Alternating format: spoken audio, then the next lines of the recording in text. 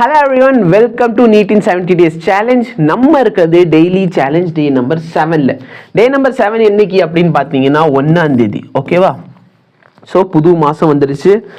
இன்னும் எவ்வளோ நாட்கள் இருக்குது? 64 நாட்கள் இருக்குது. சரிங்களா? இந்த 64 நாட்களையும் ப்ராப்பராக யூட்டிலைஸ் பண்ணிக்கணும். நம்ம ஃபிசிக்ஸில் இன்னைக்கு என்ன பார்க்க போறோம்னா கைனமெட்டிக்ஸ். ஓகேவா? டே நம்பர் 11ல இருக்கிற வீடியோ கைனமெட்டிக்ஸும் டே நம்பர் 12ல இருக்கிற நியூட்டன்ஸ் லா ஆஃப் மோஷன், இந்த ரெண்டு வீடியோ தான் பார்க்க போறோம். என்னென்ன டாபிக் கவர் ஆகும்னா motion in circular, kinematics of circular motion. நல்லா படிச்சுக்கோங்க. நிறைய பேர் என்னன்னா சார் ரொட்டேஷனல் மோஷன்லாம் ரொம்ப கஷ்டமா இருக்குது சார் அப்படின்னு ஃபீல் பண்றவங்க நல்லா ஞாபகம் வச்சுக்கோங்க. ரொட்டேஷனல் மோஷன் கஷ்டமா இருக்குன்னு ஃபீல் பண்றீங்கன்னா உங்களுக்கு பிரச்சனை என்னன்னா உங்களுக்கு பேசிக்கா சர்க்குலர் மோஷன் பத்தி தெரியல. ஸோ சர்க்குலர் மோஷன் நல்லா படிச்சாலே இதுல இருந்து நிறைய கொஸ்டின்ஸ் வருது. ரொட்டேஷனல் மோஷனோட இந்த டாபிக் பேசிக் கொஸ்டின்ஸ்லாம் நிறைய கேட்கறாங்க. ஸோ இதை நல்லா படிச்சுக்கோங்க. அடுத்து tension, normal reaction, first law of motion, second law of motion. Chemical பாண்டிங்ல பாத்தீங்கன்னா 1 and 2. என்ன சார் பயாலஜி கொடுக்கவே இல்லை?